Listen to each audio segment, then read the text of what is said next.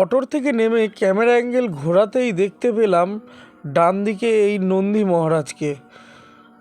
এই ডান দিকের এই নন্দী মহারাজটা এত সুন্দর, মানে এত বেশ গায়ে গতরে ছিল, মানে ভয়ও লাগছিল। ওরা সবাই চলে গেছে আর আমি গিয়ে এটা ভিডিও করছিলাম। তারপরে গোপন সূত্রে জানতে পারলাম এনাকে নাকি বিস্কুট খাওয়ালে এনে হাত থেকে নাকি বিস্কুট খায়।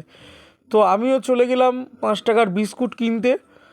বিস্কুট কিনে এনে ওনার কাছে যেই এসছি, তো এপার থেকে আরেকটা গিয়ে আমাদের গোমাতা ছিল, এটা গোমাতা এসে সঙ্গে সঙ্গে হাতের ওপরে ঝাঁপিয়ে পড়েছে। আমি তো ভয়ে ক্যামেরা অ্যাঙ্গেল ঘুরে গেছিলো।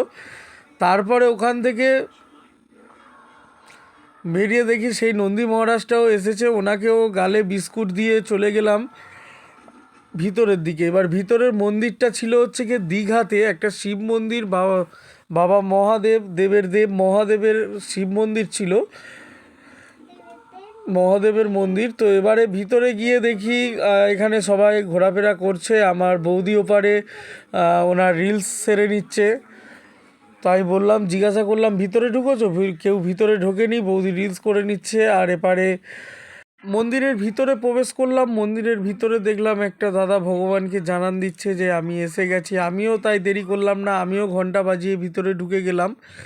ভিতরে ঢুকে সামনে সবাই গিয়ে প্রণাম টনাম করছে। আমি গিয়ে ভিতরে যেতে পারছি না এই ঠাকুমাটার জন্য।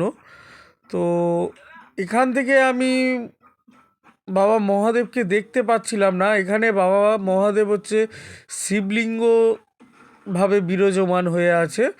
তো এখান থেকে ভিতরের দিকে একটু গিয়ে সামনে দেখলাম প্রণামীর থালা আছে। প্রণামী দিয়ে যারা যারা প্রথমবার আমার ভিডিও দেখছো বা আমার ভিডিও আপনাদের সামনে এসছে, তারা অবশ্যই করে ফলো আর সাবস্ক্রাইব করে রাখবে, যাতে এমন ভিডিও আমি আরও নিয়ে আসতে পারি।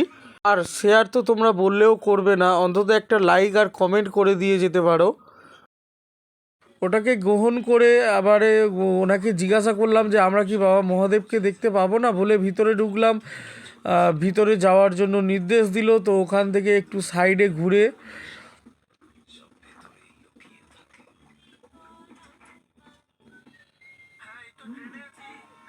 ভিতরের দিকে যেতেই গিয়ে দেখতে পেলাম সবাই পুজো করছে।